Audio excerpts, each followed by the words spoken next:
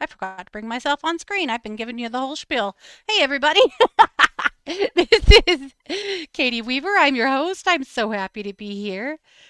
If you are listening live, it is the 5th of May. Yeah, Cinco de Mayo. If you're listening to an archive or a replay, I want to also welcome you to the show. I want to let you know that we are live streaming this event, as well as, of course, streaming through 12 Radio. If you are in the chat room, and you can find that by heading over to 12radio.com, click on the chat button, and be redirected into the Facebook chat. And if you're there, you can find a link for the live stream, or you can just search it out over on YouTube or Facebook. Just look for Katie Weaver Domestic Mystic. So simple enough. Oh, how's it going? I hope you guys had a good Beltane and a great full moon. How weird for Beltane and the full moon to be on the same day.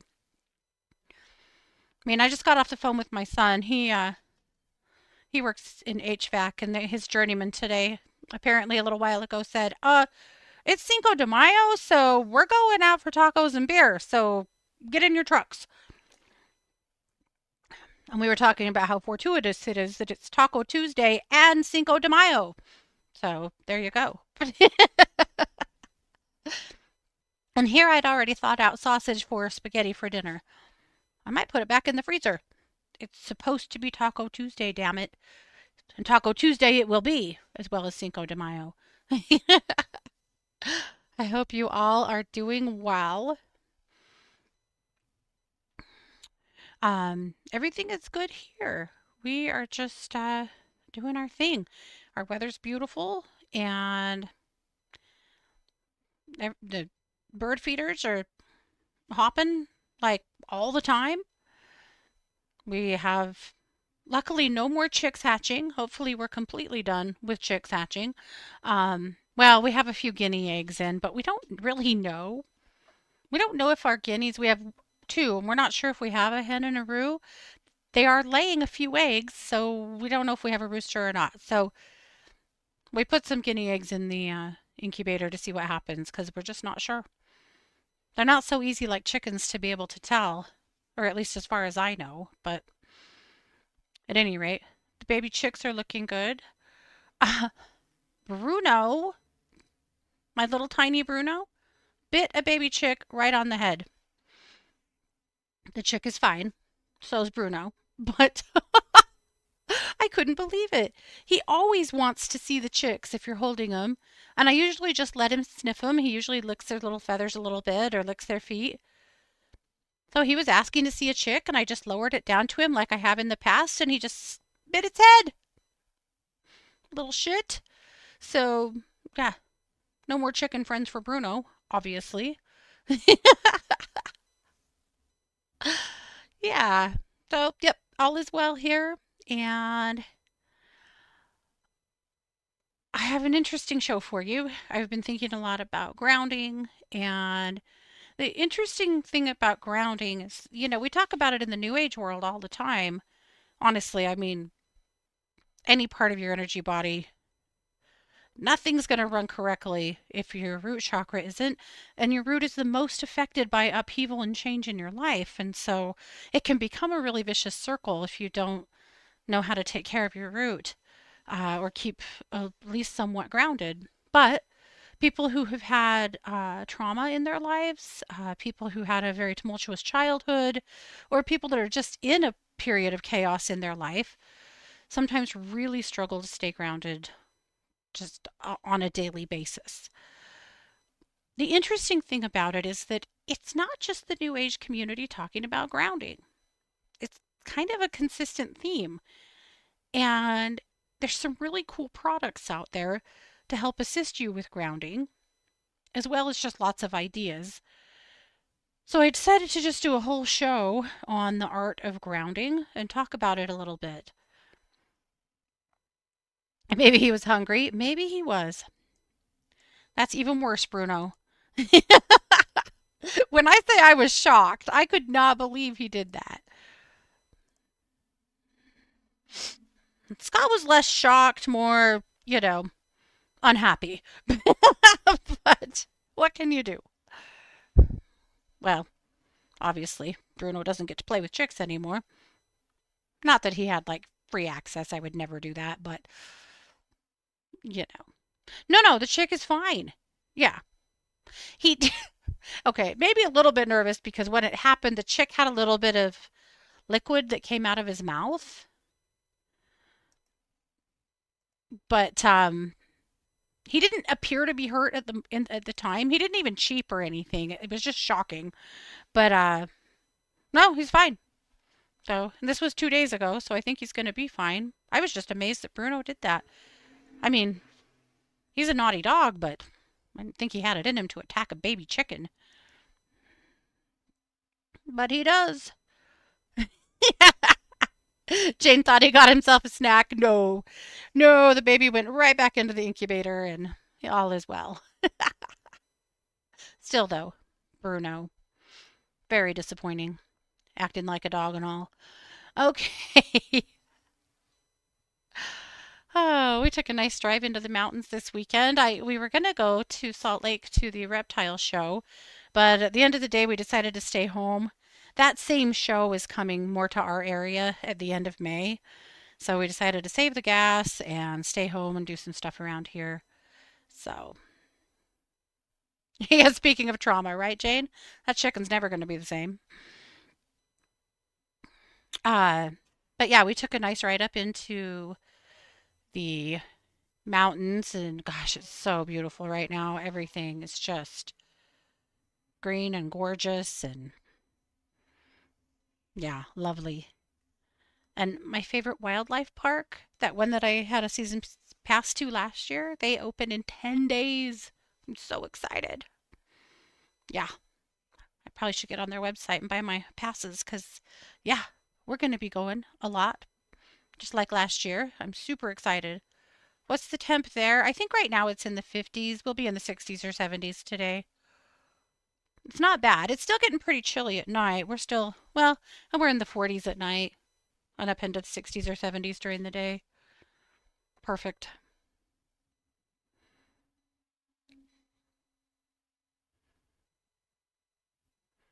Tara said, is there energetically something going on that affects teeth right now? I think my dog Jasper lost a tooth and my son Logan has been losing them like crazy. Fortunately, checkups are booked. Boy, not that I am aware of at all. It might just be in your. It's funny how in your house things like that happen, you know?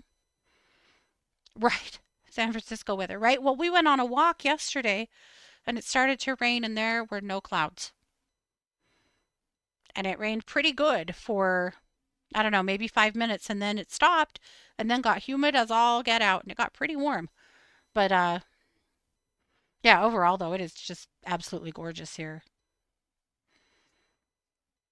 Mars is coming home this weekend for Mother's Day, and then all the kids will be home next weekend for post Mother's Day. We have so much going on right now because my niece Mia is getting married in mid-June, and so the bachelorette party was this last weekend. That didn't affect me, but the girls were hosting. And then Mars will be home this weekend. Normally they'll come home, of course, for Mother's Day weekend, but they have to come home next weekend for the bridal shower. So I said, don't come home for Mother's Day and the bridal shower. That is just so much gas. So they're going to come home next weekend. We'll do the bridal shower and Mother's Day. But Mars is coming home anyway because her best friend is graduating from Montana State. So she will be home this weekend, which is great. But my only request from my kids for Mother's Day is to come home and do my flower beds. And they do, and they do a great job. I just have to remember to get out to the nursery and buy my flowers first because way too many opinions. I just want what I want, right? I want I want lots of pansies. I want the trailing petunias and a couple other things. And these kids have ideas. They think they can tell me what goes in my flower beds. No, ma'am. Anyway, but we're warm enough that I feel like it's safe to plant the flower beds and that nothing should freeze now, hopefully.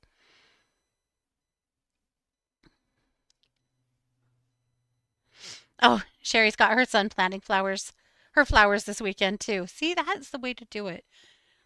My mom used to do that. That was always one of her Mother's Day requests is just to come help her get her deck all planted. She had a big back deck that she had, oh gosh, dozens of planters on with flowers. Her deck was beautiful in the summer. So, yeah, she always needed flowers and help with flowers. I get it. I totally get it now.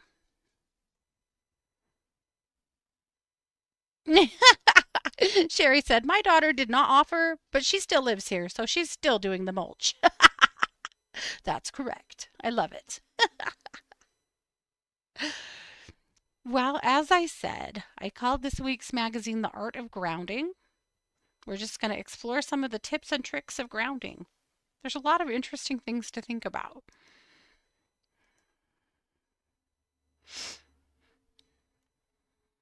We live in a very cerebral world.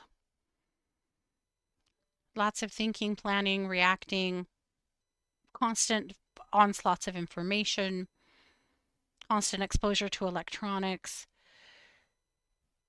might have you floating right on out of your body. Not to mention trauma and upheaval and change that can contribute to that pretty exponentially too. So, grounding is also known as earthing. You may have heard that the practice of earthing is putting your feet on the earth. But this is really about reconnecting your body to the earth, literally. That connects your spirit, your energy body, your physical body.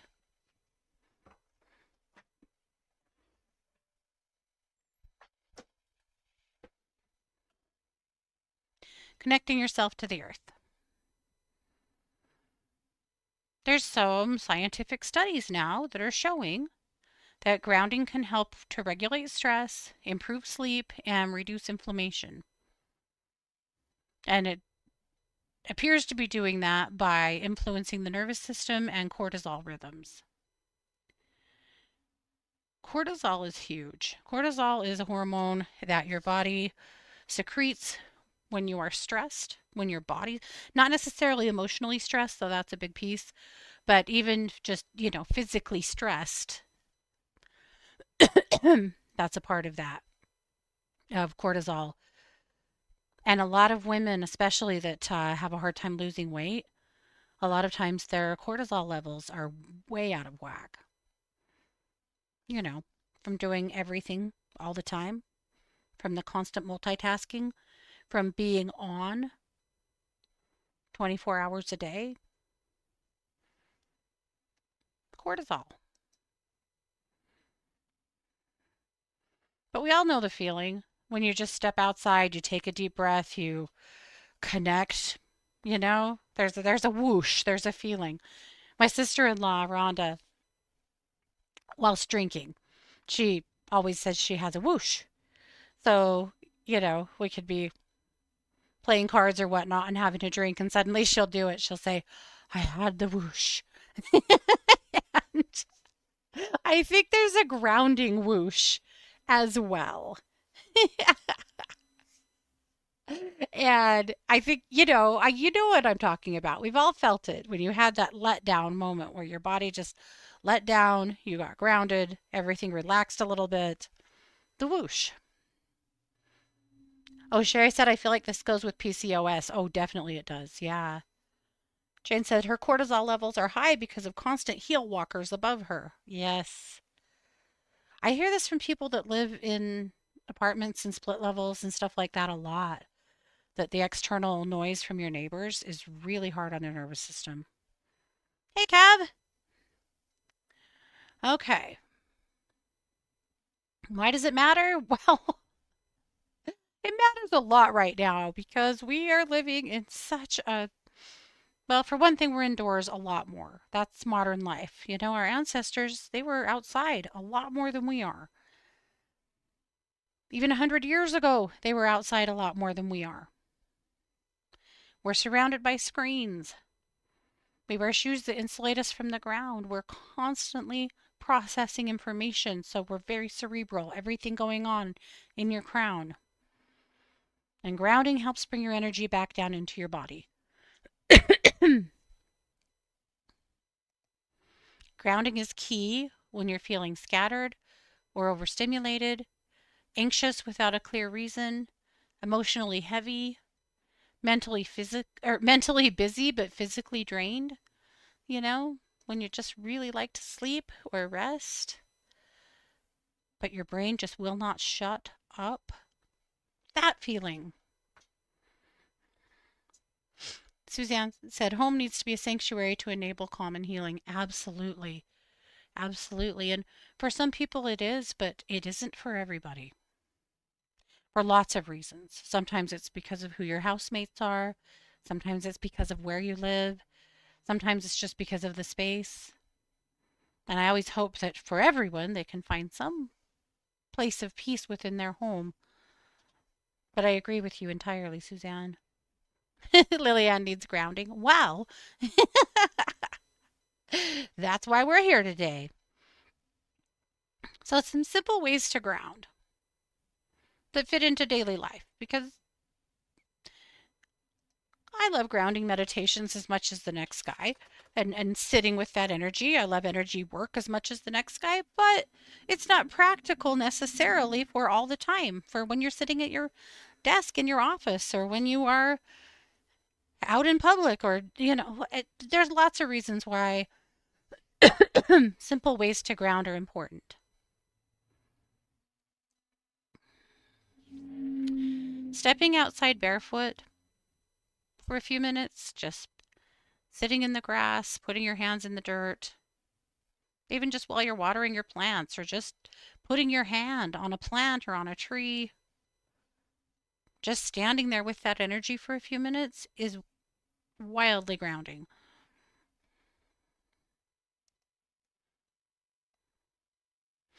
If you're near water, even better.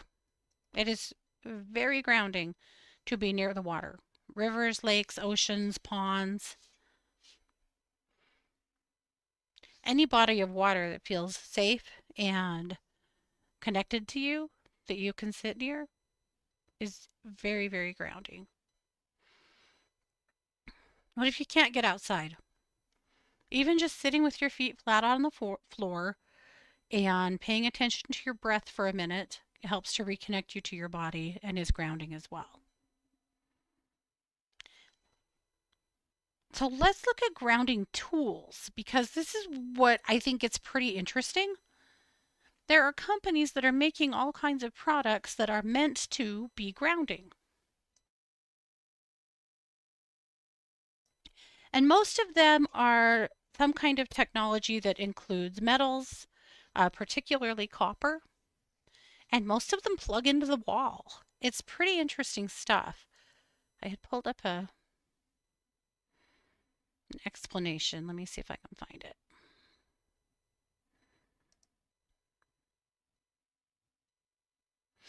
Okay, this comes from the earthingharmony.com website, and this is what they say. The modern pursuit of scientific evidence that grounding impacts human physiology and health begins with Doctors Carol and Powell Sokol in Poland and Clint Ober in the United States. The research that has followed has produced a fascinating body of evidence of a powerful and positive shift in the electrical state of the body and electrodynamics of blood and a boost to self-healing and self-regulating mechanisms. We believe that earthing allows a transfer of electrons from the ground into the body. We know that inflammation is caused by free radicals and that free radicals are neutralized by electrons from any source. Electrons are the source of the neutralizing power of antioxidants. In the earthing studies, as well as global feedback from thousands of individuals who have grounded themselves, we have consistent evidence of people whose pain has been reduced. Such reduction of pain is evidence, but not proof, that inflammation is reduced. However, studies point clearly in that direction. Interesting stuff. I'm going to put a link to their research page into the chat room. But again, you can find this over on their website, and it's earthingharmony.com. But several of the products I'm going to share with you today are come from them.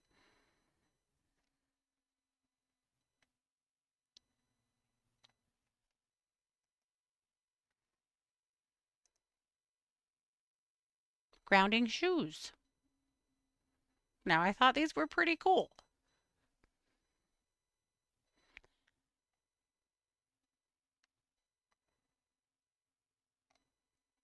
So, grounding shoes, they claim that they deliver the benefits of a barefoot connection while keeping your feet in shoes. Because, again, not everyone can get out, but also if you live in wintry places, you can't always just put your feet on the earth. But this is also intended to be a barefoot connection throughout the day. So one thing they show on their website is a measurement of your body voltage wearing regular shoes, and then a measurement of your body voltage wearing the grounding shoes. I'm going to show you.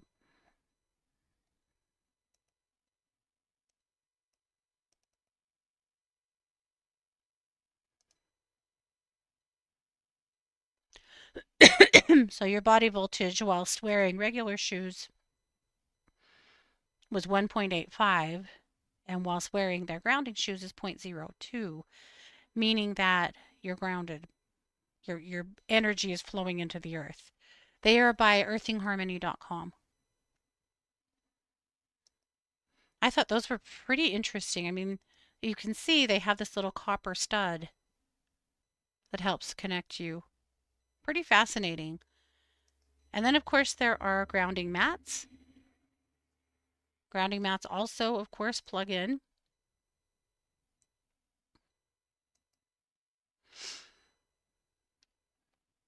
Now, people like these under their keyboards or under their feet to help reconnect your energy to the earth.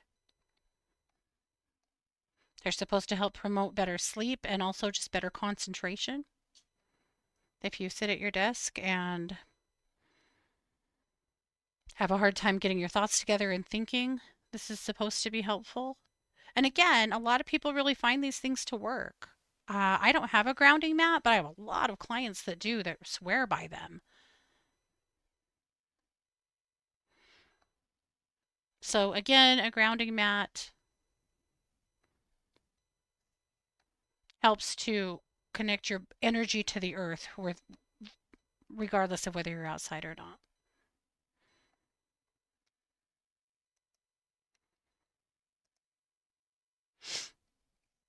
This is a grounding mat for your bed. Now these are pretty cool. I've studied these before. The idea, and these do plug into the wall as well, but it's the same idea. There's coils of copper that run through these mats, very tiny copper, of course, so that you're not laying on, you know, uncomfortable stuff. But again, they are meant to continue to keep you grounded. And people that sleep on a grounding mat swear by them, that they sleep better, they have less pain, and they wake up with less pain, and they dream better, and they just all over do better while using them.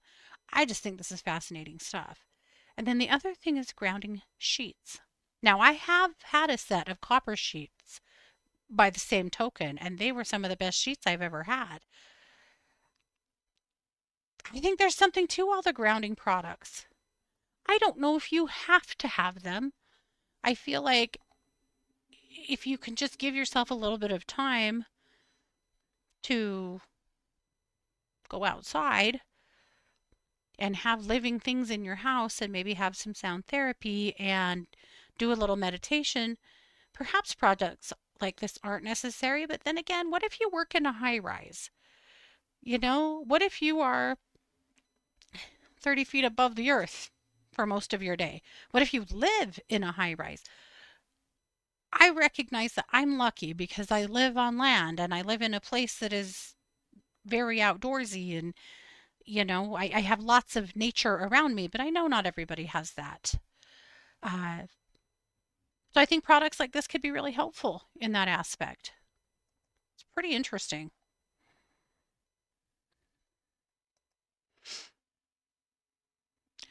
Something else that's grounding are weighted blankets. Now, people use weighted blankets for, various reasons. A lot of times people use a weighted blanket for anxiety.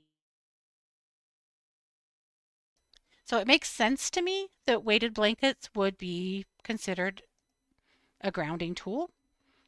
It's a different kind of grounding, right? But it helps to bring you back into your body and calm your system.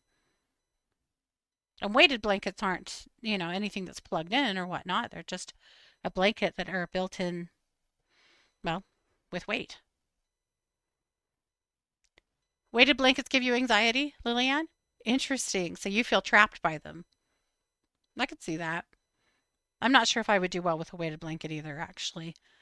A little claustrophobia here. I don't know. Crystals and stones. I mean, we've talked about this a million times, but some grounding crystals, hematite, tourmaline, red jasper, smoky quartz, shungite, garnet, typically red or black stones. Obsidian would be another onyx. But yeah, just carrying a stone or wearing a stone tends to be grounding for most people. Tara said she has a blanket for that or a dog for that. She doesn't need a blanket. I hear you.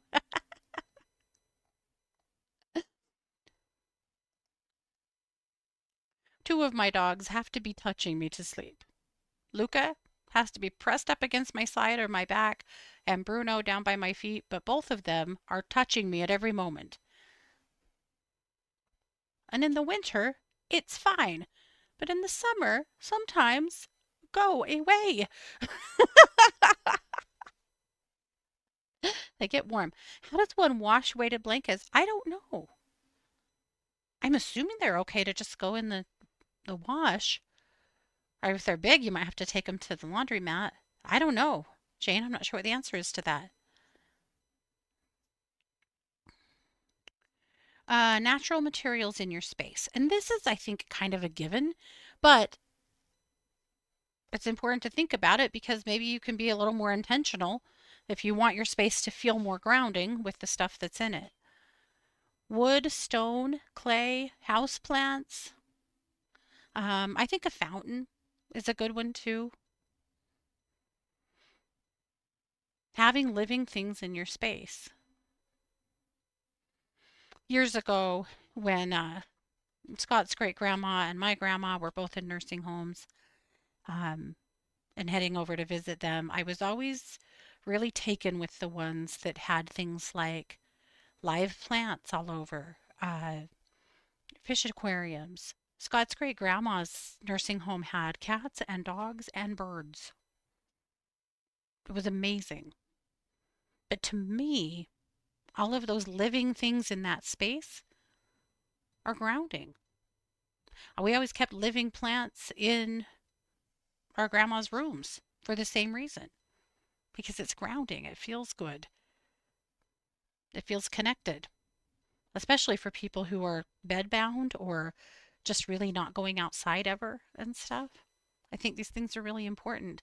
But I feel the same way about classrooms. My mom always had plants, she always had fish, and for a long time she had guinea pigs. But it was important to her to have living things in her classroom because the kids spend a lot of time in there and they need to have living things around them.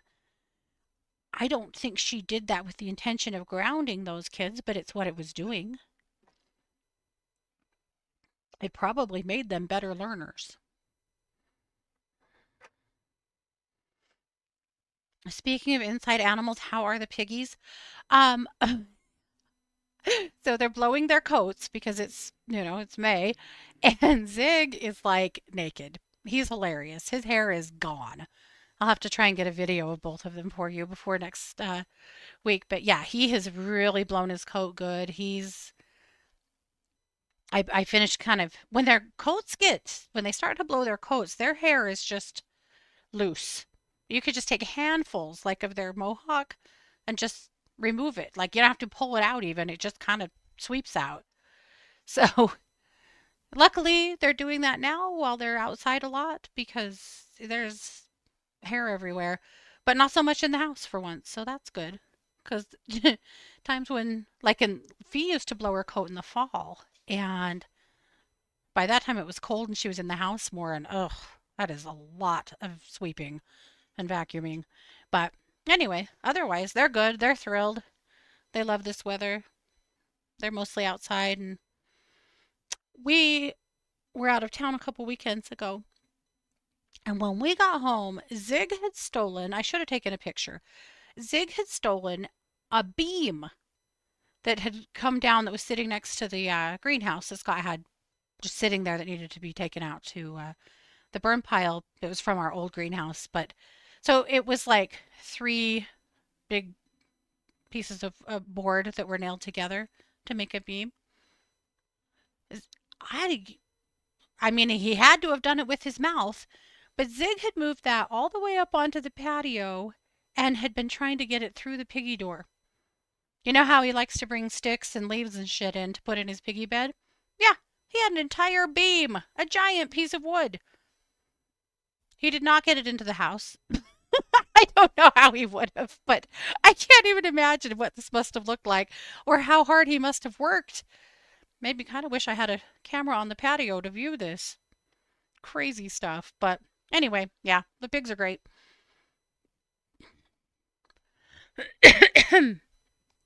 All right, essential oils. We've talked about oils many, many times, but earthy, resin based scents are really grounding.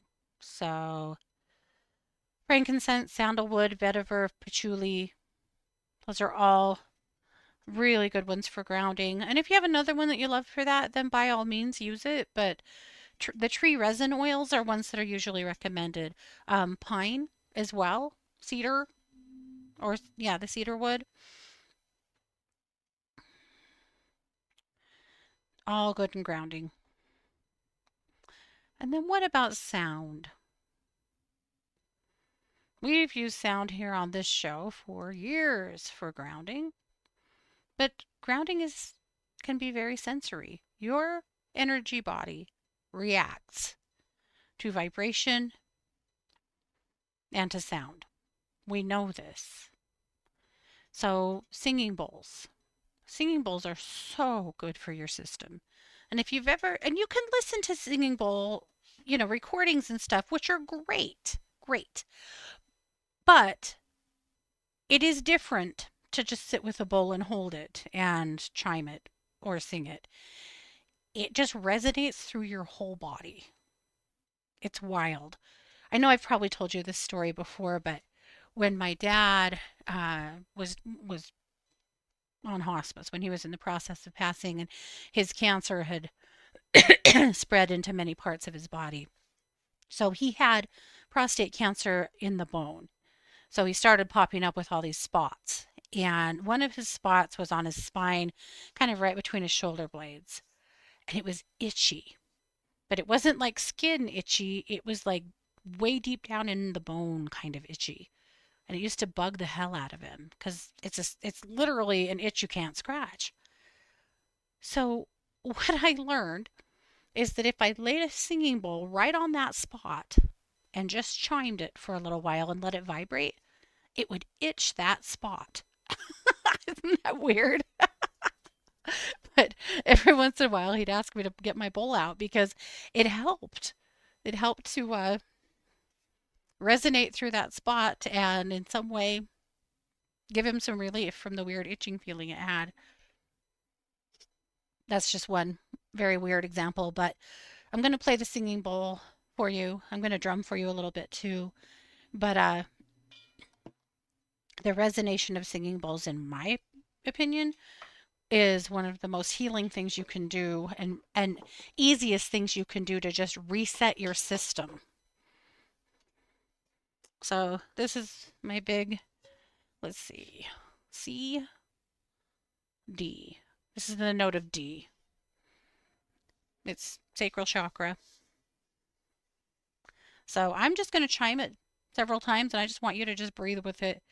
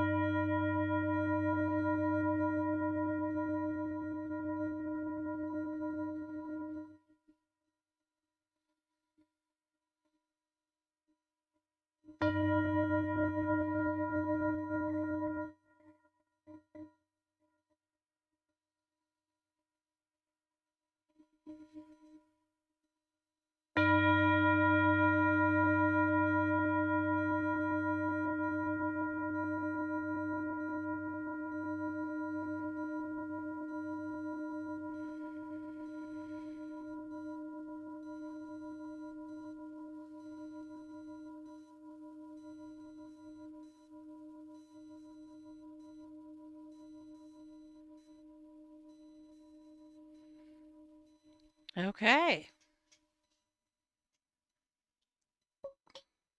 Again, singing bowls are pretty great for stuff. Now, many of you guys have asked me over the years to give an opinion on buying a bowl. And here's what I'll tell you about buying singing bowls because a lot of times you end up buying them online, which is fine. What you have to consider, in my opinion, and if you have a different bowl and you like it, please don't let me offend you, but in my opinion, the bowls that are, like, for example, have like a Buddha or something in the center of them, like not a painting, but like a real, you know, insert, like a brass insert or whatnot, they don't resonate very well, in my opinion. Um, Bowls that are hand hammered or even machine hammered, this is how they look.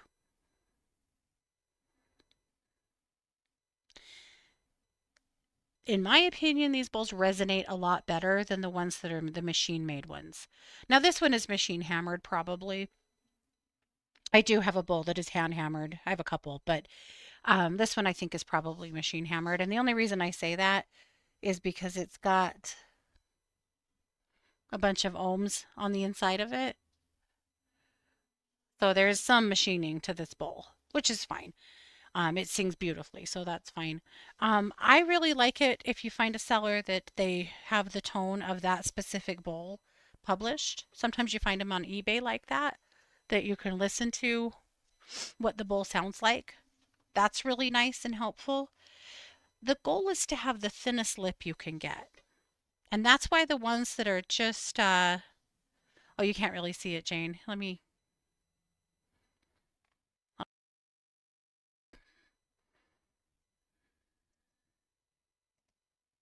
okay, there. Now, can you see the hammer marks? Personally, the hammered bowls to me just play better. But also, you want to look for as thin of a rim as you can get. The thicker the rim is, the harder time you're going to have getting that bowl to sing. So that's really the goal.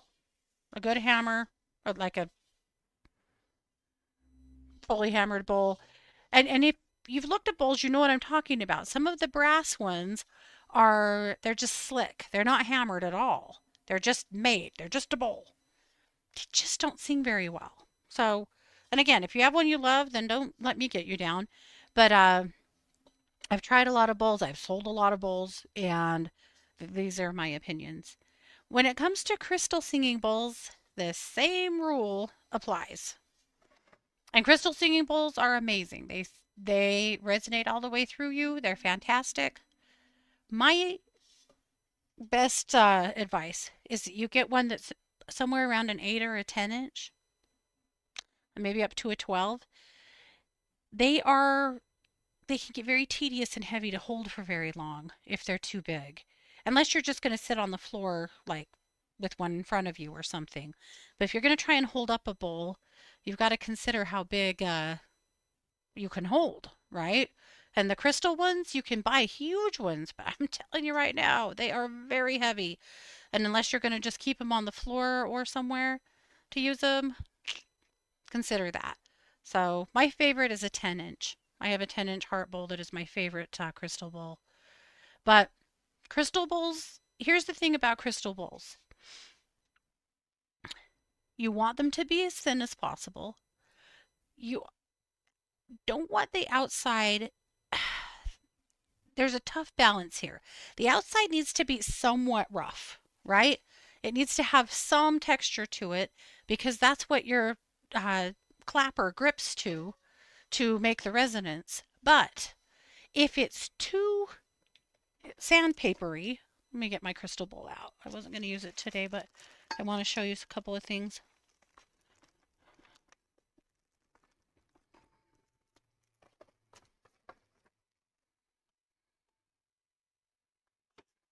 I had all of those giant bowls. I don't know if you guys remember them, but I eventually sold them because, well, for two reasons. One, this was during Mars's heyday of softball, and she needed a new bat terribly, and she broke her bat, so she had to have a new bat.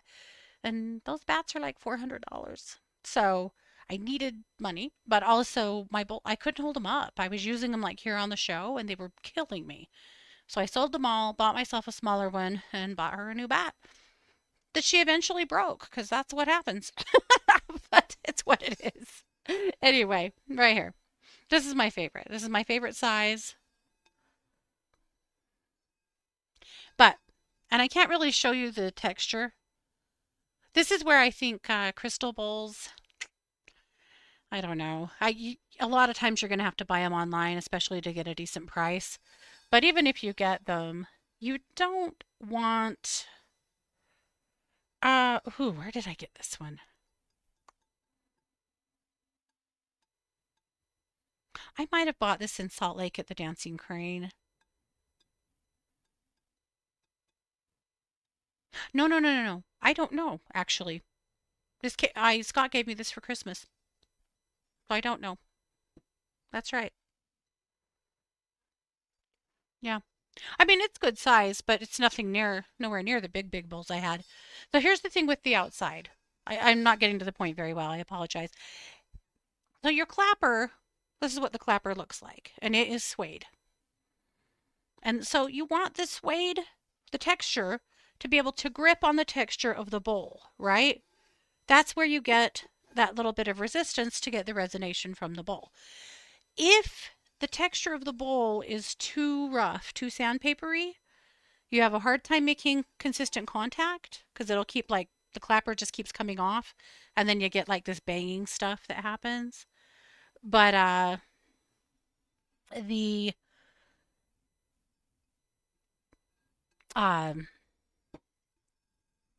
clapper just keeps getting sanded down on it. And so you've got all this shit coming up off of it in your face. But also, it's just hard to make that contact. So, anyway, long story short, you don't want a crystal singing bowl that has a bare side that's just slick. It has to have some texture, or you're going to have a hard time getting it to really resonate.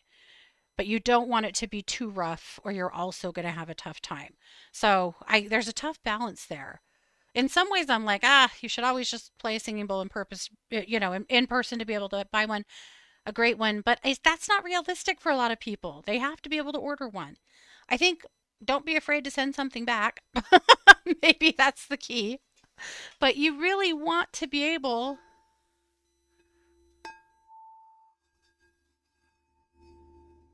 to make that light connection. And you don't want to see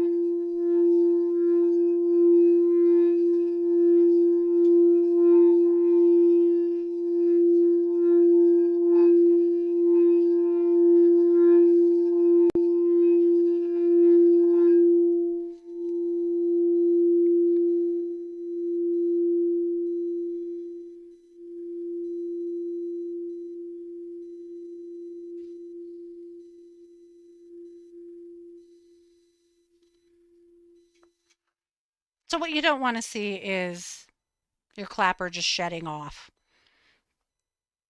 But again, if you buy something and you don't like it, don't be afraid to return it and get something else. That's true, Jane, with shipping costs. Maybe do go buy local on these. If you buy one from someone, you should be able to touch it. You should be able to put your hands on it and feel that roughness, right? Tara said we got ours in person. It felt and sounded good. The big one was my engagement ring. Nice. I love it. That sounds perfect. Well, that's pretty much how it works with bowls. So, and I know, like Lillian, I know you've been thinking about buying one for a while. My best advice is to find like I said, eBay usually has people who have a video or at least a audio file of them playing the bowl so you can get a good sense of that. Yeah. And they should be able to tell you what the note is as well and what chakra that corresponds with. That they should be able to tell you that. Okay, let's move on to drumming. If you're drumming for specifically for grounding or drumming, like for therapeutic reasons. This kind of drum, it's known as a buffalo drum or a medicine drum or an open backed drum. This is the right kind of drum because you want the resonance. However, if you have a bongo or something else that you love, then by all means, it's about the resonance more than anything, the resonation. So if you're going to use an open backed drum, you want the back of the drum to be facing whatever you're working on. If you're just drumming for yourself, then hold it this way so that the back of the drum is facing you. If you're drumming for somebody else, like people do whole drumming sessions over other people. You just got to stay away from the ears because, broken eardrums aren't fun for anyone. Uh, you would keep your hand open or down so that literally the resonation of the drum is over your client. It's pretty interesting. I took a bunch of drumming workshops back in the day, and there's a whole system called Reiki drumming that is really interesting. It's also really restrictive and weird in some ways, but it definitely gave me a lot of ideas about using grounding and resonance for healing. I had a client years ago that was a teacher. I think she was a third grade teacher. And she came in to see me one day and she looked like she was half dead, you know, stress, circles, exhausted. And she said, I'm having the worst school year I've ever had. I have more ADHD little boys in this class than I've ever had before. And I cannot connect with these kids. I can't get them to sit down. I can't get them to settle down. I cannot teach school. So we talked about drumming. What if you drum in your classroom? What if you use drumming as a way to help kids to calm down? What if we drum like while they take a quiz, or we drum, lightly, or we drum before we sit down for circle time or whatever, but some strategic drumming. So she picked up a drum and started drumming in her classroom, and it changed everything in that classroom. She had parents buying drums to use at home because those kids were doing so good with drums. It's pretty amazing. But drumming.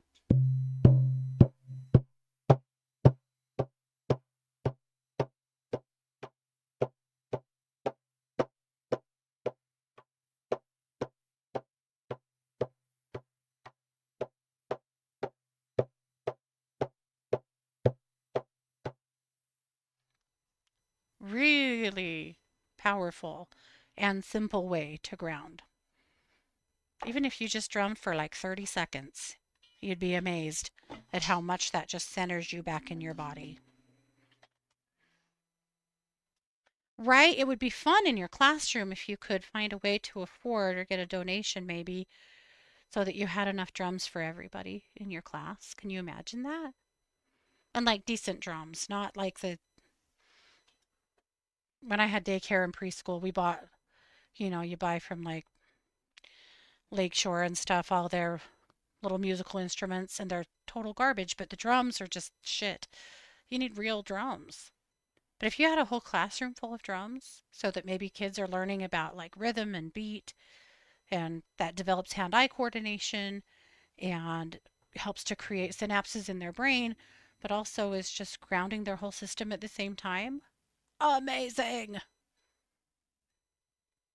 Yeah, I think every classroom should have at least one good-sized drum for the teacher. Also, if you're ready to kill these kids, maybe some drumming is therapeutic for you too. Pounding that drum instead of these kids. I don't know. Terrible. Okay, we'll keep going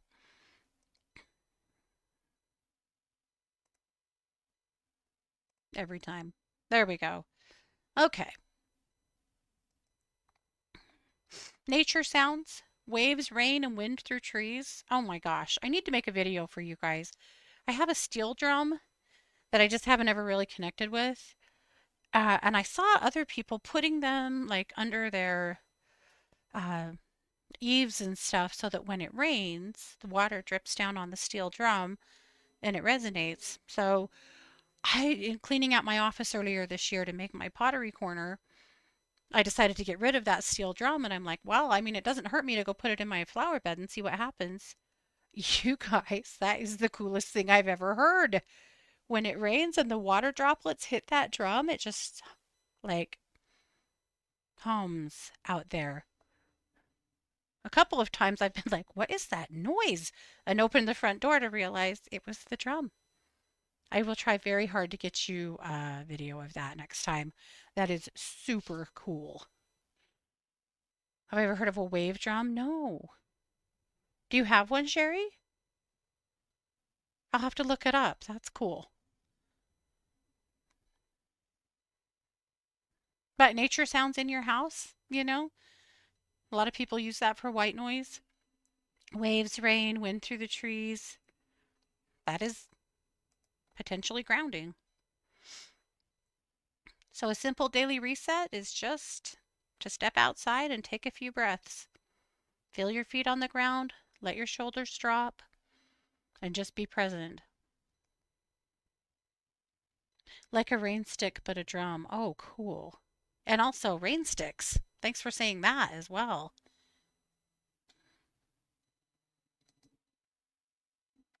I don't have a rain stick anymore. I used to. I wonder where mine ever went.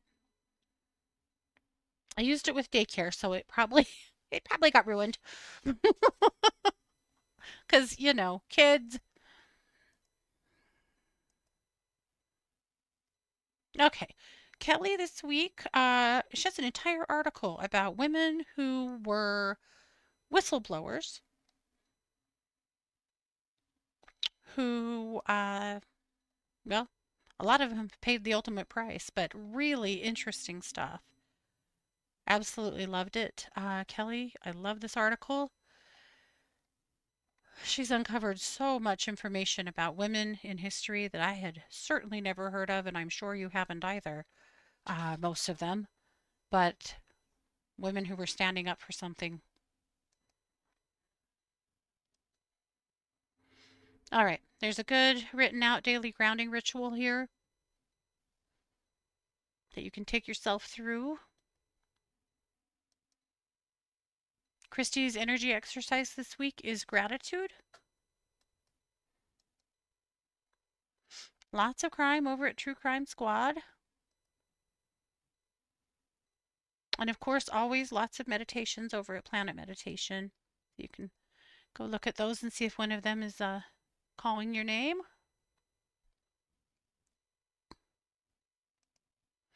And that is it for Luminous this week.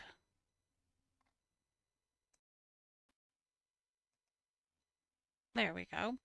Okay, and that is what I've got. So I just thought that was some interesting stuff, interesting things to consider. Uh, Maybe just building some things in to your life, that are more grounding. Yeah. Must get a bowl. I think every household should have a singing bowl. I do. Maybe that should be my new wedding gift. My signature wedding gift. Everyone always gets a singing bowl. It's not the worst idea. Anyway, you guys have a good week. I will be over at 1-2-Listen every day this week. Of course, I'm a professional psychic advisor over there, and you can find me doing readings, healings, animal communication, mediumship, and lots of energy work over there. So come find me. I will be glad to help you out with whatever I can. I should be back next week, same place, same time. So we'll see you then. You have been listening to the Katie Weaver Show here on 1-2 Radio, where we're changing the way you listen to the world.